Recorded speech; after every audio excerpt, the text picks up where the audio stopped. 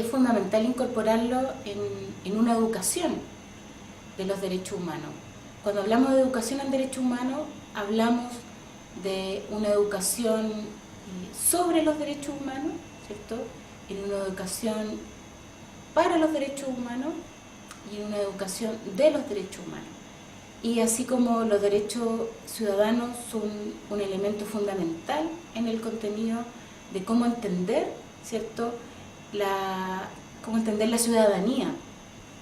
Y así como desde el ámbito escolar, el estudiante se va, ¿cierto?, permeabilizando respecto a cómo ejercer sus derechos, ¿cierto?, a cómo exigir sus derechos, también temas importantes de cómo hacerse cargo de esos derechos, y también cuando hablamos de derechos también hablamos de deberes.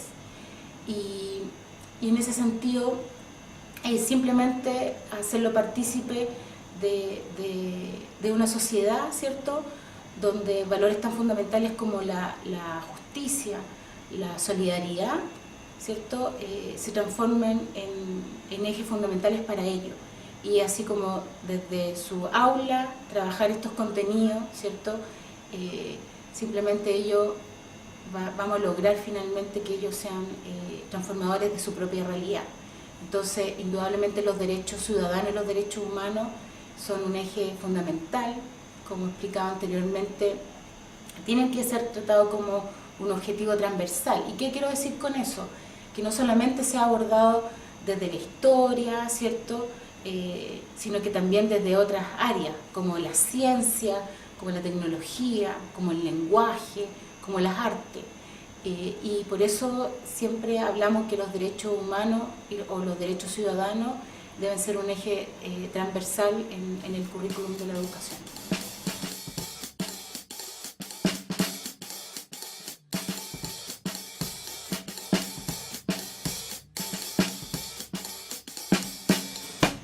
A ver, indudablemente los derechos humanos nacen con la historia, ¿cierto? Y en ese sentido ocurren procesos muy interesantes con los derechos humanos y la historia. Por ejemplo, el único caso, yo siento que en la historia de la humanidad, donde los derechos humanos no tienen fundadores, no hay una élite, no hay una vanguardia que la promovió, ¿cierto?, que se pronunció al respecto. Y eso es súper interesante. ¿Y por qué interesante? Porque los derechos humanos tampoco le pertenecen a un movimiento social, a un movimiento político, a un movimiento filosófico, a un movimiento religioso, ¿cierto?, que se haya reivindicado respecto a los derechos humanos. Y bueno, también los derechos humanos en algún momento fue, yo creo que hasta el día de hoy los derechos humanos se desconocen, ¿cierto?, a nivel, por ejemplo, de doctrina filosófica, de doctrina política, y que la desconocían en un principio. Y así como uno valida los derechos humanos, porque indudablemente han sido escritas, y eso es lo valioso, yo siento que son de los derechos humanos, que se han escrito historias, cierto, capítulos respecto a esta gran causa de la humanidad que son los derechos humanos. Y ahí cuando nos preguntamos quiénes las escriben, ¿cierto?, quiénes escriben los derechos humanos y quiénes hacen esta historia, y ahí es cuando uno piensa, por ejemplo, que la escribió cada ser humano, por ejemplo, que sintió pasar a llevar su dignidad, ¿cierto?, que fue escrita por cada grupo minoritario que sintió que era amenazada, ¿cierto?, su integridad, y también indudablemente fue escrita por cada grupo, ¿cierto?, que reivindicó su soberanía.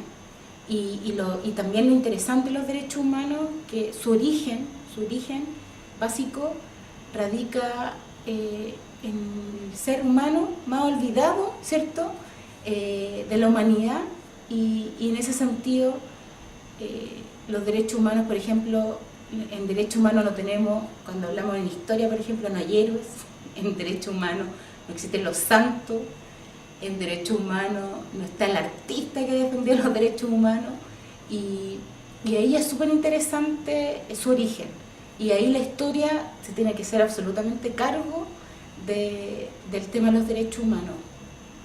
Y en ese sentido, por ejemplo, los derechos, la conexión de derechos humanos e historia, indudablemente, al menos para el historiador, lo hace muy enriquecedor, porque indudablemente son conocimientos nuevos que se van abriendo y que el historiador debe hacerse cargo en cierta forma. Respecto a cómo trabajar los derechos humanos en historia, primero, hay en derecho humano, en teoría de los derechos humanos, hay una manera de clasificar los derechos humanos bastante interesante, que tiene que ver con un recorrido histórico, que se construyó a base de un recorrido histórico, y eso es las generaciones de los derechos humanos. Y en ese sentido, es ahí donde el profesor de historia en el aula puede enriquecer bastante este recorrido histórico que se hace, que es cuando uno habla de la primera, de la segunda o de la tercera generación, o cuando habla de los derechos de libertad, de los derechos de igualdad y de los derechos de solidaridad. Y indudablemente cada una de estas generaciones tiene que ver con el contexto histórico en que ocurrió. Por ejemplo, cuando hablamos de la primera generación, es decir, los derechos de libertad, estamos hablando de los derechos políticos y los derechos civiles que fueron ganando terreno, ¿cierto? Las primeras constituciones de los países, las constituciones emblemáticas, que muchos países en el mundo sacaron su ejemplo, como la constitución, ¿cierto?, lo que dio paso a lo que, digamos, posterior a la Revolución Francesa, la constitución de los derechos, ¿cierto?, del hombre y del ciudadano. También tenemos la constitución de los derechos en Estados Unidos. Todo eso simplemente fue un recorrido, ¿cierto?, de grupos, se podría decir que en cierta forma eran grupos privilegiados que empezaron a exigir un poco más.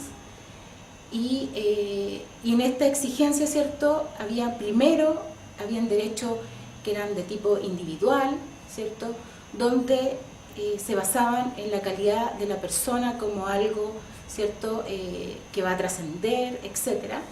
Y ahí vamos haciendo un recorrido interesante, que vienen los derechos civiles y después indudablemente vienen los derechos políticos. Y después viene una segunda generación donde encontramos los derechos de igualdad. Y aquí donde son súper fundamentales en el tema de la convivencia de las personas, porque indudablemente hay un piso, ¿cierto?, que en cierta forma ya fue ganado, que es el derecho a la vida, ¿cierto?, el derecho a la libertad, pero ahora tenemos una serie de derechos que tienen que ver con un mínimo, con las condiciones mínimas, que tienen que ver con nuestra dignidad. Y es ahí cuando los derechos humanos, estos derechos de igualdad, cuando ya tenemos estos derechos civiles y políticos garantizados, necesitamos exigir estos derechos. Y ahí obviamente habla de países, ¿cierto?, donde tenemos garantizado el derecho a votar, por ejemplo, pero no tenemos garantizado el derecho a la educación, no tenemos garantizado el derecho a la salud, ¿cierto?, no tenemos garantizado el derecho al trabajo. Y en esta segunda generación nos encontramos en la mayoría de los países. Por desgracia, nuestras constituciones no tenemos garantizados esos derechos. Y es ahí donde en el aula uno indudablemente puede trabajar muy bien esos contenidos. Y finalmente tenemos una tercera generación, que son los derechos de solidaridad, que indudablemente tienen que ver con dos cosas. Tienen que ver con temas más de globalización, tienen que ver con temas como el medio ambiente, la paz, etcétera, pero también tiene que ver con derechos personalísimos, derechos de grupos, ¿cierto?, grupos vulnerables. Ahí, por ejemplo, tenemos el derecho de la mujer, el derecho de los pueblos indígenas, ¿cierto?, el derecho de los migrantes, etcétera. Entonces, es así como trabajar estos tres derechos, estas tres generaciones de derechos en el aula, abre una ventana y un mundo muy enriquecedor. Pero también cuando nos hacemos la pregunta ¿cómo trabajar los derechos humanos desde la historia?